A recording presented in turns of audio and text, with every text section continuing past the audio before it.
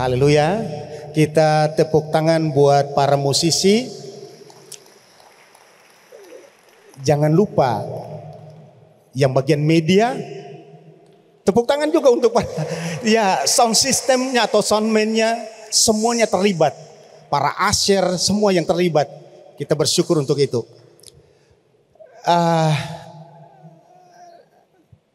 Saya bersyukur untuk waktu ini. Terima kasih Pak Riz dan teman-teman semuanya. Adalah satu kepercayaan buat saya. Hari ini saya tidak sendirian. Jadi ada 3J-nya. 3J itu adalah nama kami. Saya Johannes, anak nomor 1 namanya Jelians, berdiri dulu sebentar. Nah, ya itu Jelians. Terus Joy. Nah, dan yang tercantik di antara kami semua. Ya memang kami pria ya, jadi tapi istri saya juga ada di tengah-tengah kita. Ibu Endang, silakan berdiri.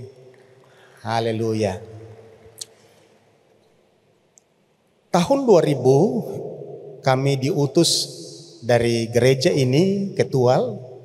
Kala itu masih Betani dan kami datang ke Tual, memulai pelayanan di sana. Ada 7 jemaat yang komitmen dan kami bersepakat untuk terus bergerak. Jadi saya bukan orang lain bagi saudara, saya adalah keluarga. Amin. Halo. Tentu hari ini juga ada jemaat Rock Tual, beberapa orang juga ikut ibadah bersama-sama. Jadi Tual Ambon sama sah. Baik, saya akan share tentang satu tema, yaitu kolaborasi untuk menghasilkan bersama. Productive together.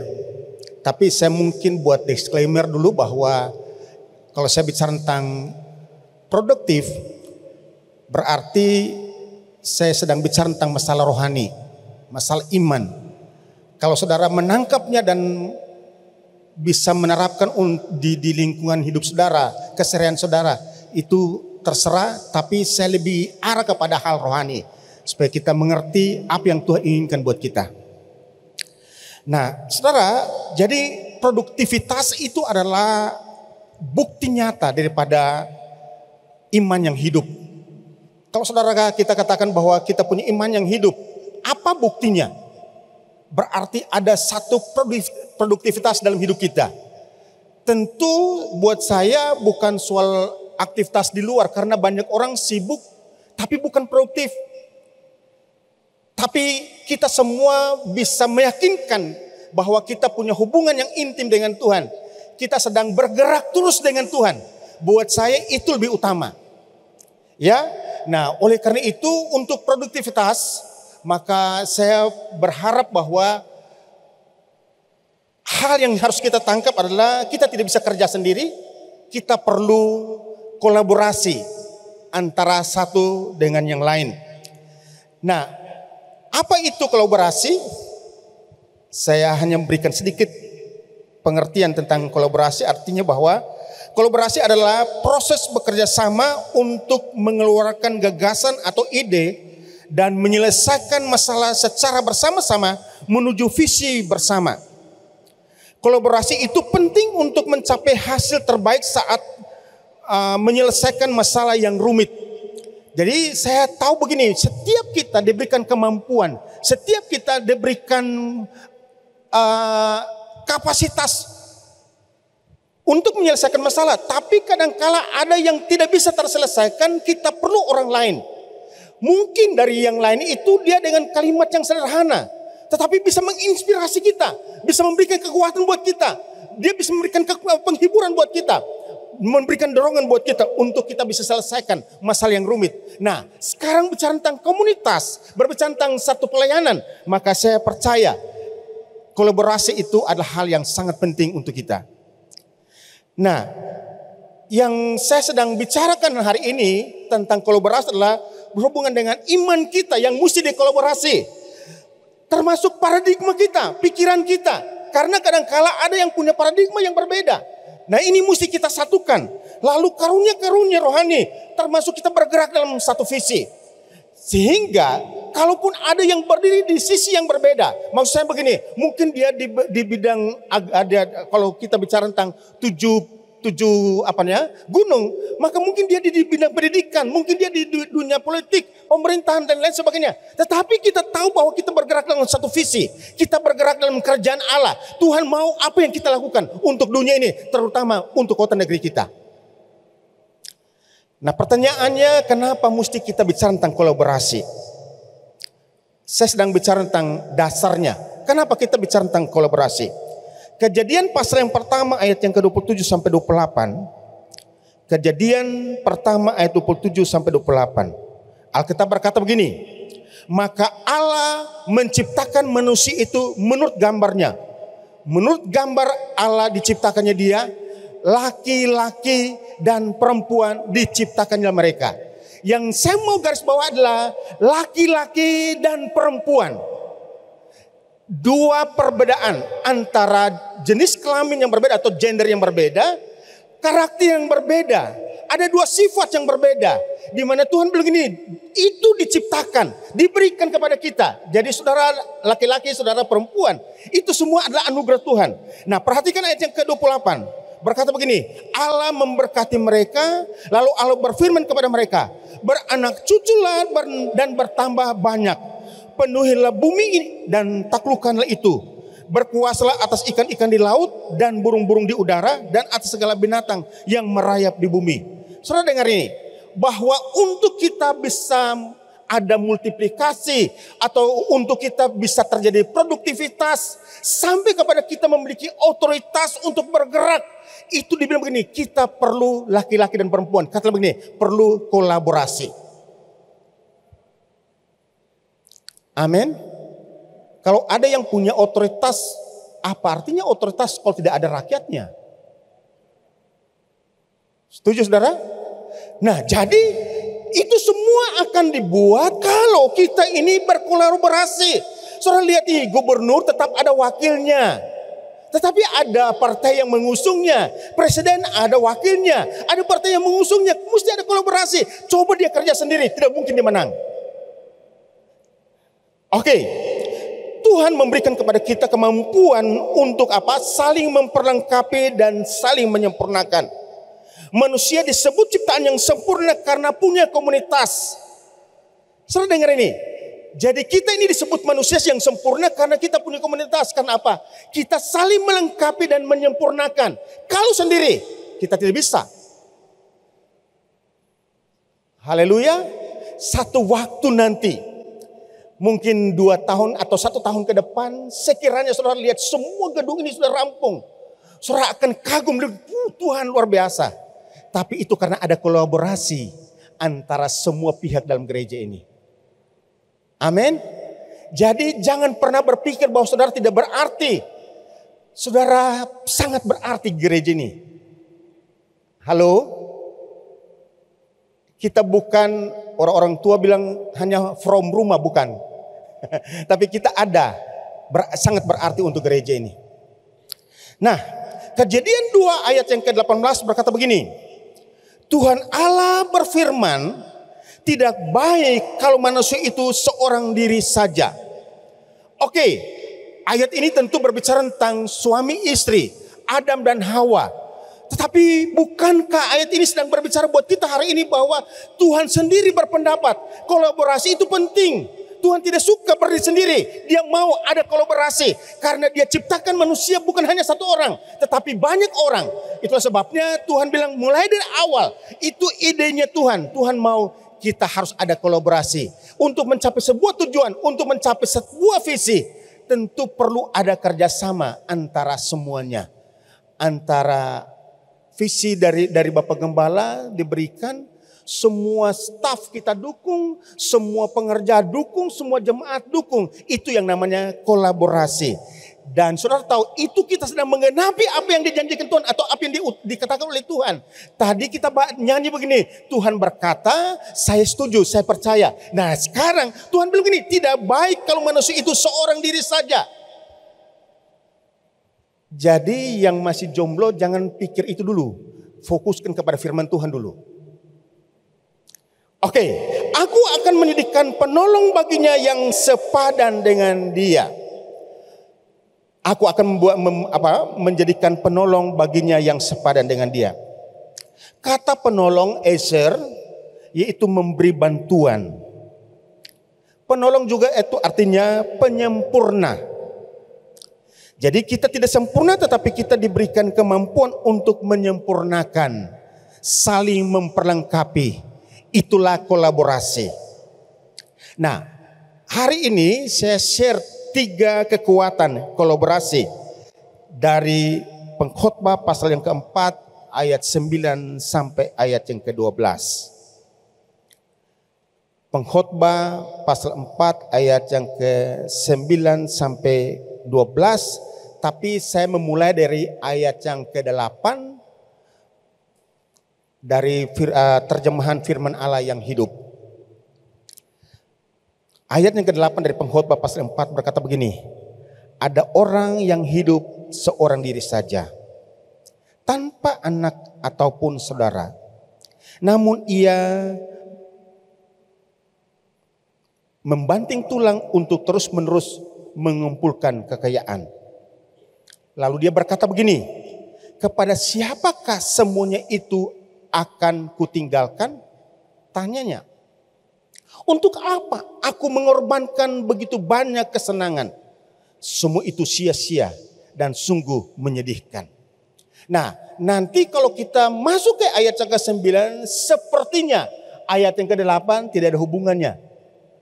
Tetapi saya dapat sesuatu begini, bahwa penulis pengkhotbah ini, tentu para teolog berkata bahwa ini adalah Salomo. Dia berkata bahwa tidak ada yang indah di dalam kesendirian. Tidak ada yang indah di dalam kesendirian. Kita perlu komunitas. Oke, sekarang kita lihat ayat ke-9. Berdua lebih baik daripada seorang diri. Karena mereka menerima upah yang baik dalam jerih payah mereka. Karena kalau mereka jatuh, yang seorang mengangkat temannya. Tetapi wahai orang yang jatuh, yang tidak mempunyai orang lain untuk mengangkatnya. Juga kalau orang tidur berdua, mereka menjadi panas. Tetapi bagaimana seorang saja dapat menjadi panas? Dan bila mana seorang dapat dialahkan, 2 orang akan dapat bertahan. Tali 3 lembar tak mudah diputuskan. Saudara dikasih Tuhan, dari beberapa ayat ini ada 3 kekuatan yang ingin saya share buat saudara. Yang pertama adalah kolaborasi untuk meningkatkan produktivitas. Ayat yang ke-9 berkata begini, berdua lebih baik daripada seorang diri, karena mereka menerima upah yang baik dalam jerih payah mereka. Nah, tentunya hasilnya lebih baik dari ayat ini. Hasilnya sangat memuaskan. Kata lain begini, terjadi produktivitas ketika ada kolaborasi. Ada berdaya guna, tepat guna. Nah, perhatikan baik ayat ini. Berdua lebih baik daripada seorang diri, karena mereka menerima upah yang baik dalam jerih payah mereka. Pertanyaannya, berdua lebih baik ini apakah hanya sekedar 2 orang berkumpul, ataukah ada nilai yang berbeda atau ada sesuatu yang sangat penting di dalamnya? Tentu bahwa diberikan penjelasan karena mereka menerima upah yang baik dari jerih payah mereka. Artinya kolaborasi itu membutuhkan satu pengorbanan. Kolaborasi itu membutuhkan satu komitmen. Kolaborasi itu membutuhkan satu kerja keras, bahkan siap bayar harga. Kalau kita bilang gini, iya perlu kolaborasi, tapi kalau kita tidak punya keputusan, kita tidak punya komitmen, kita tidak berani bayar harga, itu bukan kolaborasi. Halo? Perhatikan baik. Seorang, kalau kita lihat begini, mereka menerima upah yang baik dalam jeripaya mereka.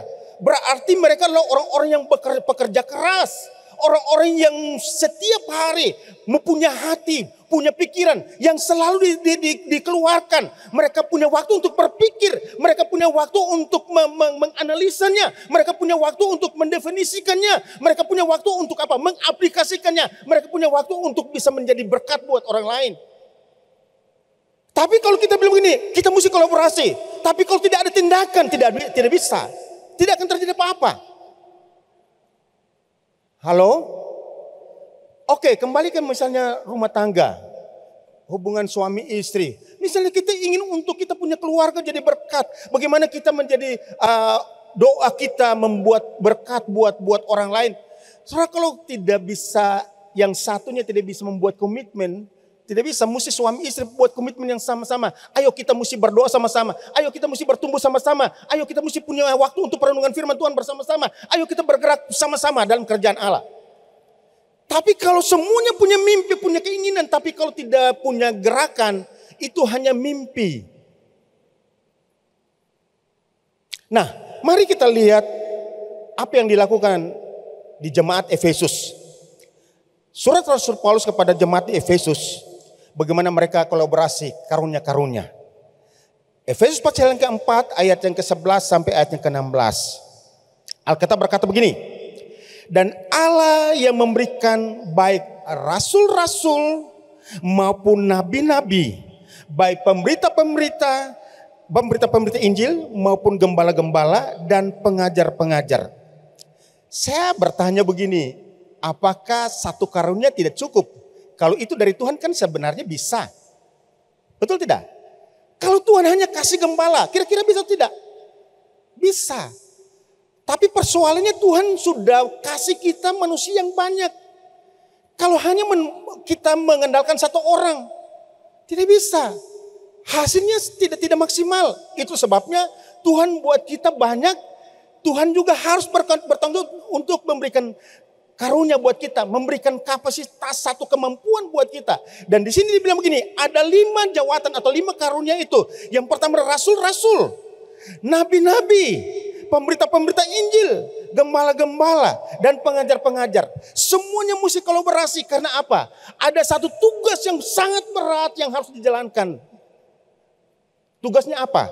Ayat yang kedua, 12 ya, ayat 12. Untuk memperlengkapi orang-orang kudus bagi pekerjaan pelayanan, bagi pembangunan tubuh Kristus. Jadi kolaborasi itu tujuan untuk sesuatu yang sangat penting, yaitu memperlengkapi. Saudara dibikin karunia bukan untuk menghiasi diri saudara. Saudara bilang, "Wah, ini saya punya karunia nih." Apa artinya saudara punya karunia? Tapi saudara tidak pernah datang sama-sama, kita membangun sama-sama. Kita perlu datang. Ayo, saya punya ini, saya mau kolaborasi dengan yang lain. Lalu dibilang gini, tidak sampai di situ aja. Memperlengkapi orang-orang kudus bagi pekerjaan pelayanan, bagi pembangunan tubuh Kristus. Oke, ayat yang ke-13 berkata begini, sampai kita mencapai kesatuan iman dan pengetahuan yang benar. Itulah sebabnya kalau kelas di sini saudara lihat banyak pengajar kan?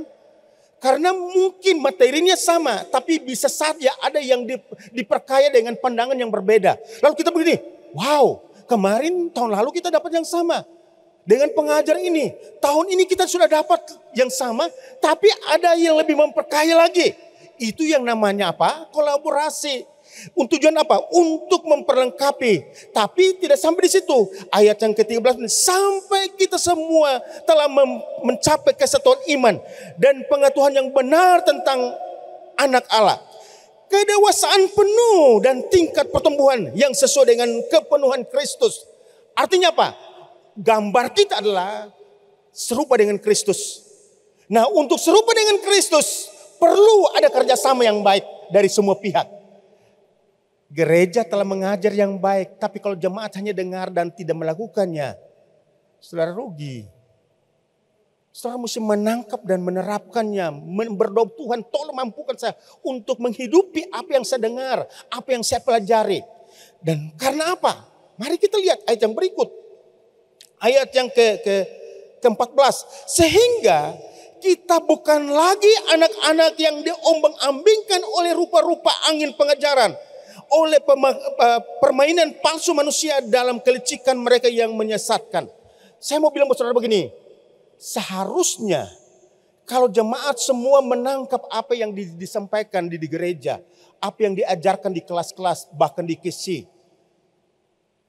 Biarpun pengajarannya di luar sana mau model apa saja, kita tidak merasa khawatir. Karena apa? Jemaat kita tahu, jemaat menghidupi firman Tuhan. Tetapi kalau tidak, saudara lihat begini, kayak kita mencoba untuk membantu. Bukan soal kita mencoba membantu, karena saudara, jemaat kadang-kala dengar dari telinga sebelah kanan, keluar sebelah kiri. Lalu dia datang dengan persoalan begini. Saya sudah ikut pengajaran begini. Loh, kenapa? Ya karena dia bicara terus-terus, saudara mesti punya dasar yang kuat. Apa yang terjadi? Alkitab ini firman Allah yang hidup. Amin. Tidak ada yang bisa mematahkan, tidak ada yang bisa mengganggu hidup saya. Saya tetap percaya Yesus Kristus adalah Tuhan saya. Nah, saudara tahu bahwa ini kan belum seberapa. Alkitab berkata nanti akhir zaman lebih lagi, lebih banyak lagi. Lah tiba-tiba ada yang di tetangga saudara, tiba-tiba dia bilang begini, beta ini Tuhan loh. Lalu, Oke, jadi saudara tahu, kolaborasi itu sangat penting. Kita semua saling mendukung, saling menopang, saling memberikan kekuatan kepada yang lain. Saling mensupport untuk apa? Kita tetap kuat apapun yang terjadi. Haleluya. Haleluya. Anak-anak muda yang di dalam saudara lebih besar daripada apapun di bumi ini. Yaitu Yesus Kristus. Nah, ayat yang berikut berkata begini. Tetapi dengan teguh berpegang kepada kebenaran di dalam kasih kita, bertumbuh di dalam segala hal ke arah Dia, Kristus yang adalah kepala. Oke, ayat ini sedang bicara buat kita begini. Dengan kolaborasi tidak hanya kita mendapatkan keuntungan dari hal-hal rohani.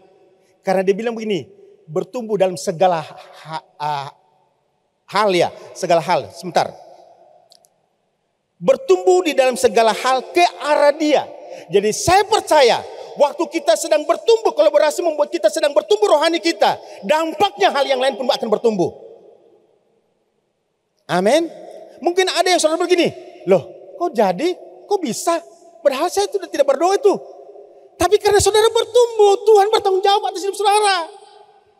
Ada hal yang saudara pernah merencanakan, tapi karena sesuatu hal, maka saudara tidak lagi melakukannya, saudara sudah menghentikannya. Tetapi tiba-tiba apa yang saudara harapkan waktu lalu, dia muncul lagi. Lalu saudara begini, loh kenapa terjadi? Karena saudara sedang sibuk untuk membuat imanmu bertumbuh. Tuhan mengurus yang lain. Yang percaya katakan amin. Iya. Oke, kita lanjut. Ayat yang ke-16. Daripadanya lah seluruh tubuh yang rapi tersusun dan diikat menjadi satu oleh pelayanan semua bagiannya. Keren. Kalau semua kita punya kemampuan kita kolaborasi, dampaknya seluruh jemaat Alkitab yang rapi tersusun, semuanya bergerak dalam satu keteraturan yang berdasarkan firman Allah. Lalu apalagi menjadi satu oleh pelayanan semua bagiannya sesuai dengan kadar pekerjaan tiap-tiap anggota. Lalu di akhir yang ini menerima pertumbuhannya dan membangun dirinya di dalam kasih. Apa yang disampaikan di sini? Dengan kolaborasi itu saudara tahu, setiap pribadi memiliki kemandirian iman. Saya percaya setelah ini beberapa saudara yang akan diutus. Mungkin saudara dipindahkan oleh kantor saudara, oleh perusahaan saudara. Lalu saudara di tempat yang tidak ada gereja, yang mungkin mayoritas lain. Tapi saudara bilang begini, apapun terjadi, yang di dalam saya dia kuat. Saya tetap eksis di dalam situasi apapun. Saya tetap mengasihi Tuhan. Saya tetap melayani Tuhan. Baik biarpun saya sendiri, tapi saya akan ikuti online dari Rock Ambon. Saya akan beribadah terus. Saya tetap berjumpa dengan keluarga besar setiap minggu. Biarpun saya sendiri, tapi itu tidak pernah mengganggu saya. Saya tetap mengakui Yesus adalah Tuhan. Itu yang dibilang memiliki kemandirian iman. Nah, itulah sebabnya bisa kita lihat tampilan ini, bisa minta tolong. Semua karunia dikolaborasi akan muncul kreativitas yang baru, hasilnya terjadi produktivitas. Saya kasih satu kalimat buat saudara begini. Nilai atau manfaat seseorang akan terlihat dan terasa jika dia berada di sebuah komunitas. Kalau saudara di tempat sendiri, siapa yang bisa bilang toh, wow dia keren. Siapa yang bilang tidak ada orang? Ada orang begini, puji Tuhan, saya belajar dari orang ini. Karena saudara ada di lingkungan komunitas. Bukankah kesi saudara itu sungguh sangat memberkati. Betul saudara? Itu karena kita ada di komunitas. Oleh sebabnya saya ulang sekali lagi kalimat ini. Nilai atau manfaat seseorang akan terlihat dan terasa jika dia berada di sebuah komunitas. Kedua, kolaborasi untuk tetap eksis. Ayat 10 dan ayat 11. Jadi saudara, dosa membuat semua yang namanya produktivitas itu hancur. Awalnya Tuhan menciptakan Adam dan Hawa dengan catatan mereka menjadi pribadi yang produktivitas. Tetapi mereka justru menjadi apa? Kontraproduktif. Nah, hari ini kita harus belajar bahwa dengan kolaborasi itu akan membuat kita untuk tetap eksis. 1 Korintus 10 ayat 12 bilang begini. Sebab itu siapa yang menyangka bahwa ia teguh berdiri, hati-hatilah supaya ia jangan jatuh. Jadi kita perlu orang lain untuk tetap kita berdiri tegak. Mari kita lihat ayat yang ke-10 dari pengkhotbah tadi.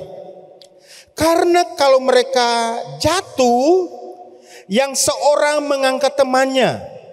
Tetapi wahai orang yang jatuh yang tidak mempunyai orang lain untuk mengangkatnya. Saudara, Alkitab berkata bahwa kita akan tetap eksis kalau kita punya hubungan dengan yang lain atau kita ada dalam suatu komunitas. Tapi juga adalah kalau kita berkolaborasi antara satu yang lain. Berarti di sini kolaborasi yang dimaksud di sini membutuhkan kedewasaan. Sebab kalau kita bergerak sama-sama mungkin saja ada yang tergelincir, ada yang jatuh. Nah kalau dia jatuh maka yang satunya mesti angkat. Betul ya? Tapi terjadi kebanyakan adalah begini. Kalau yang satu jatuh, dibilang begini, barang yang sudah jatuh kasih tinggal. Kita tidak punya kedewasaan. Justru dia jatuh bukan kita menolong dia. Malah kita menceritakan kepada orang lain bahwa dia jatuh. Kolaborasi itu membutuhkan kedewasaan. Untuk apa? Dengar ini, setiap perjalanan itu pasti ada konflik. Jadi kolaborasi itulah membuat supaya kalau ada sesuatu yang terjadi, kalau ada yang akhirnya mesti jatuh karena peperangan yang dahsyat, yang lainnya bisa mengangkat. Halo? Amin? Ini penting. Nah, jadi kolaborasi itu untuk tetap eksis. Jadi pribadi yang produktif, tentu iman kita terus menjadi pribadi yang produktif. Ada saling menopang, saling menguatkan, saling memotivasi, dan saling mensupport antara satu yang lain. Tadi Paris sudah memulai dengan ayat ini. Kita ini semua seperti awan, ya kita ini bergerak terus. Ada saksi-saksi kita. Kalau dulu saya pernah dengar Pak Kris menjelaskan ayat itu begini. Itu kalau kita sedang bergerak, ada yang mungkin mereka sudah duluan. Mereka bilang, ayo maju, jangan kamu tinggal. Ayo terus, jangan berhenti. Sampai ke garis akhir. Nah itu kolaborasi, itu tujuannya untuk kita saling menguatkan.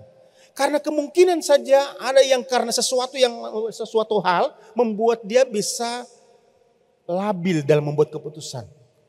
Tapi ketika kita ada yang lain yang datang, ayo kamu tidak sendirian, saya bersama dengan kamu, saya ada di belakang kamu. Dia bilang gini, itu kekuatan yang membuat saya ada sampai hari ini. Haleluya. Tahun 2000 itu kita diutus ke Tual. 2 tahun saya makan dari Ambon. Sampai saya bilang Pak Kris, Pak cukup sudah. Kau mesti belajar untuk harus dewasa dalam iman. Tetapi yang saya mau bilang begini, kami diutus ke Tual, tapi kami tidak sendirian. Tetap ada kolaborasi. Paris ini, kami adik kakak ini sudah sekian puluh tahun. Pak Jody, teman-teman yang lain. Ada Pak Markus, angkatan 96. Jadi dulu saya pimpin pujian, angkatannya saya Pak Markus, Pak Edmond, yang main musiknya Pak Max Titiai. Itu kita di tahun-tahun itu ya. Nah, yang saya mau ceritakan begini, waktu kami ke Tual, tapi kami tidak sendirian. Memang pada waktu itu kan masih kerusuhan. Terus di Tual itu dengan Tual mau ke Langgur dan lain sebagainya, Langgur ke Ambon dan sekitarnya, itu transportasinya susah. Saya ingat sekali saya mesti jadwal pelayanan di Ambon. Waktu sampai di bandara, mereka bilang ini, Pak, kita mesti menunggu alatnya dari Jakarta, baru pesawatnya berangkat. Karena Merpati masih kasa ya. Lalu kita tanya begini, itu kan hari Sabtu. Lalu jadinya kapan? Mungkin hari Senin. Sio Mayoti ketemu sendiri datang. Barang kenapa? Pesawat yang ada. Tidak ada alternatif yang lain. Tidak ada. Kalau kita ikut pertemuan di Bali, itu saya mesti datang dulu. Misalnya acaranya nanti hari Rabu, saya datangnya dari hari Sabtu. Terus tinggal di Ambon dulu beberapa hari, lalu pergi ke Denpasar, Bali, nginap beberapa malam lagi, baru kembali ke Tual. Jadi seharusnya mesti kita selesaikan dalam waktu 3 hari, saya perlu 1 minggu lebih. Akhirnya apa? Waktu saya pergi, istri saya hampir 3 tahun kemana-mana. Tapi itulah kolaborasi, membuat satu demi satu, kita melahirkan lagi anak yang lain. Tapi juga kolaborasi dengan orang tua di Ambon, dengan teman-teman. Akhirnya baik di musiknya, baik di pengajarannya, kita berdiri bersama-sama. Itu yang saya bilang, kolaborasi membuat kita tetap eksis. Haleluya. Nah, kita bandingkan dalam Ibrani pasal yang ke-12 ayat yang ke-15. Saya akan baca dalam 2 terjemahan. Yang pertama adalah Ibrani 12 ayat yang ke-15. Ini bilang gini, jagalah supaya jangan seorang pun menjauhkan diri dari kasih karunia Allah, agar jangan tumbuh akar pahit yang menimbulkan kerusuhan dan yang mencemarkan banyak orang. Kalau kita tidak kolaborasi, berarti kan kita di luar nih. Nah, waktu kita di luar, itu kita punya komentar paling banyak. Bahkan kadang-kadang komentarnya bukan komentar yang membuat kita maju, tetapi membuat kita mundur. Lalu lama-kelamaan apa yang terjadi? Muncul tumbuh akar pahit. Nah, akar pahit itu kalau tidak dicabut secepatnya, karena firman Tuhan bilang kalau ada sesuatu yang salah atau ada amarah, sebelum matahari terbenam mesti selesai. Itu masih benih. Tapi kalau dia biarkan 1 hari, 2 hari, maka tumbuhlah jadi pohon. Lama-kelamaan pohon besar. Siapa yang bisa mau cabut ke seluar? Cabut pun akarnya masih terikat terus. Lama-kelamaan kita menjadi apa? Orang yang kontraproduktif. Apa itu kontraproduktif? Kontraproduktif begini, kita penyebab semua kerusakan. Saya baca dalam terjemahan firman Allah yang hidup. Dia bilang gini, hendaklah saudara saling menjagai supaya tidak seorang pun di antara saudara gagal mendapat berkat Allah. Jagalah supaya jangan ada kepahitan yang berakar di antara saudara-saudara. Sebab kalau ada, hal itu akan apa? Menyebabkan banyak kesulitan yang merusak kehidupan rohani banyak orang. Jadi kalau kita tidak bersama-sama, kita menjadi orang yang kontraproduktif. Alkitab berkata bukan kita menjadi pembuat orang-orang, kita berdampak membuat orang-orang bertumbuh.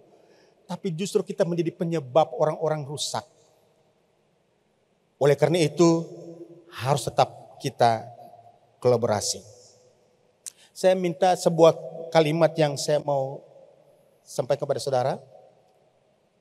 Saudara ini, kita berintegritas, kita bermoral, kita beretika, kita berkarakter, punya attitude yang baik dan lain-lain karena ada kehadiran atau kontrol orang lain. Betul saudara? Halo? Saudara tahu bahwa sejak kelahiran manusia, maksud saya sejak kejatuhan manusia, itu kejadian begini, sejak kecil itu orang itu kecenderungan adalah buat jahat. Nah lalu waktu saudara lihat begini, kok orang ini sopan santun, orang ini punya etikanya bagus sekali, orang ini punya karakter ini. Apakah dari lahir seperti itu? Tidak. Karena ada orang lain yang mengontrol dia. Saya tidak begini, ada orang tua yang mengajar dia. Nah, kamu mesti begini loh. Kamu mesti ada di depan umum, kamu tidak boleh begini. Kamu mesti berperilaku yang baik. Karena apa? Kita tidak hidup di dunia hampa. Kita ada di tengah-tengah manusia yang banyak. Itulah sebabnya kita mesti, waktu kita berbicara, tutur katamu mesti yang sopan santun. Jangan menyerang orang sembarangan. Harus begini, harus begitu dan sebagainya. Dan saudara tahu, kami seperti begini. Sampai saya sudah sebegini. Karena saya punya bapak rohani dan ibu rohani yang mengontrol kami, yang memperhatikan kami. Itulah sebabnya dalam pertemuan apapun termasuk kami di sidang MD, kami ngomong tidak ngawur. Karena apa? Kami punya bapak rohani yang membina kami dengan baik. Amin. Saudara coba lihat, kenapa saudara punya tingkah laku yang mungkin awalnya sedikit longgar. Tapi tiba-tiba kalau saudara kok jadi begini. Karena ada orang yang kontrol saudara. Ada gembala kesi yang mengingatkan saudara, ayo kita jadi orang percaya, kita jadi perwakil kerajaan Allah, harus berbeda loh. Betul saudara? Itulah dia yang namanya kolaborasi. Kehadiran kita berarti buat orang lain diberkati, orang lain jadi berubah. Terus mungkin ada yang saudara tidak mengucapkannya. Tapi tiba-tiba kok dia berubah, lalu dia bilang gini, saya memang berubah. Bukan karena dengar kata-katamu, tapi saya melihat perilakumu. Karena hanya sedikit orang yang suka mendengar kata-kata kita, tapi lebih banyak orang yang suka melihat perbuatan kita. Haleluya. Ayat yang ke-11. Juga kalau orang tidur berdua, maka mereka menjadi panas. Tetapi bagaimana seorang saja dapat menjadi panas? Nah, artinya kolaborasi untuk saling menyemangati, saling menghangatkan, sehingga imannya tidak dingin, tetap bergairah dengan Tuhan dan pekerjaannya. Karena kalau imannya dingin, hatinya bercabang. Jadi kita harus tetap satu dengan yang lain, tetap membangun hubungan yang baik. Dalam Ibrani 10 ayat yang ke-24 sampai 25 berkata begini, dan marilah kita saling memperhatikan supaya kita saling mendorong dalam kasih dan dalam pekerjaan baik. Janganlah kita menjauhkan diri dari pertemuan-pertemuan ibadah kita seperti dibiasakan oleh beberapa orang. Tetapi marilah kita saling menasihati dan semakin giat melakukannya menjelang hari Tuhan yang mendekat. Yang ketiga, yang terakhir, kolaborasi untuk kemenangan. Ayat yang ke-12 berkata begini, dan bila mana seorang dapat dialahkan, dua orang akan dapat bertahan.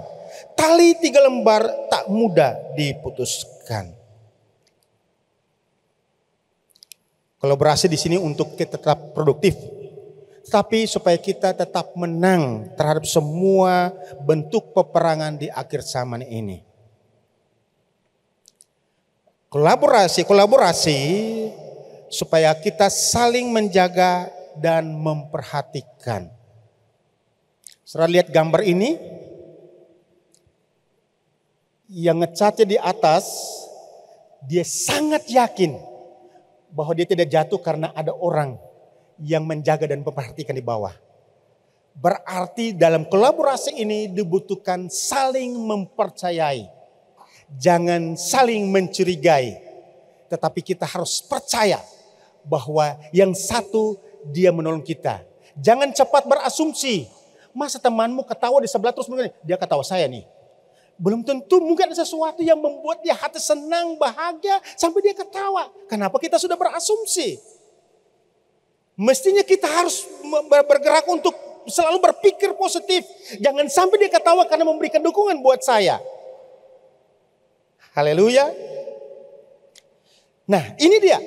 Saudara tahu bahwa peperangan kita di akhir zaman ini tidak main-main. Terutama peperangan di pikiran kita. Dan pikiran kita mesti disatukan. Makanya tadi saya bilang, ayo kita kolaborasi ini berbicara bukan hanya masalah iman. Tetapi bagaimana kita punya paradigma harus disatukan. Kita punya pola pikir kita harus disatukan. Kita harus selalu berpedoman kepada Alkitab, kepada firman Tuhan. Apa yang diajarkan oleh hamba-hamba Tuhan, kita pegang. Bukan hamba-hamba Tuhan yang sembarang-sembarang. Tapi ini hamba-hamba Tuhan yang sudah teruji.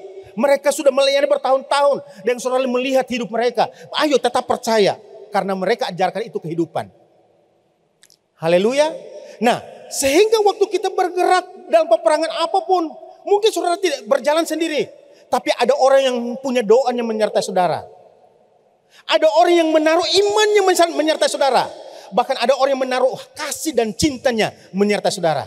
Oleh sebabnya waktu saudara pulang, saudara bilang begini, wow puji Tuhan, perjalanan saya berhasil. Tahukah saudara bahwa ada orang yang sementara mendoakan saudara? Itulah kolaborasi.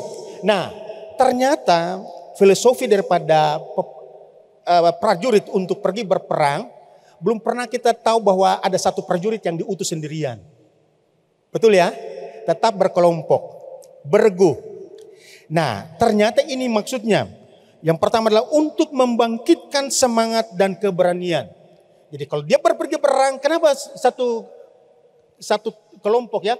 Apa istilahnya apa tuh? Satu kompika apa gitu ya? Karena itu tujuannya utama adalah untuk membangkitkan semangat dan keberanian. Pokoknya musuh berapapun kita berani, kita bisa. Tetapi yang berikut adalah begini, saling menjaga. Kalau yang satunya lihat kiri, ke kanan, yang satu lihat kiri. Kalau yang sana dia tembak, yang satunya jaga. Dan dia bisa lebih dulu menembak musuhnya. Ayo, kita kolaborasi supaya kita saling menjaga. Sehingga tetap mengalami kemenangan demi kemenangan dari hari lepas hari. Kenapa kita bisa mengeluh? Kenapa saya bisa jatuh? Ya karena saudara sendirian. Saudara tidak perlu dengan orang lain. Mestinya seharusnya kita dalam hati kita. Saya tidak ada orang yang terdekat kita. Saya perlu dukungan doanya. Bila perlu kita bilang, ayo nasihati saya. Kasih masukan buat saya. Lalu supaya apa? Kita tetap kuat. Kita tetap menang dalam peperangan yang hebat di akhir zaman ini. Haleluya. Jadi setiap minggu kalau saudara mengambil keputusan untuk datang beribadah. Itu keputusan untuk saling menjaga. Amin. Setiap hari Kamis kalau saudara memutuskan untuk tetap datang ke KC, itu keputusan saudara untuk apa? Saling menjaga. Kesimpulannya, kita saling membutuhkan. Amin. Kalimat terakhir, tim musiknya dipersilakan. Kalimat terakhir begini. Jika orang bisa membantumu, ada orang bisa membantumu. Bukan karena dia mampu atau berkelebihan. Tetapi karena dia merasa punya tanggung jawab terhadap rencana Tuhan dalam hidupmu. Kalau ada hamba Tuhan, Pak Gembala, Ibu, Pak Riz dan lain sebagainya, menyampaikan atau mengajar kita bukan karena mereka berkelebihan. Hanya mereka mengerti kehendak Tuhan, rencana Tuhan dalam hidup kita. Supaya kita bertumbuh sama-sama, kita menghasilkan sama-sama. Itulah yang disebutkan dengan kolaborasi. Tuhan berkati.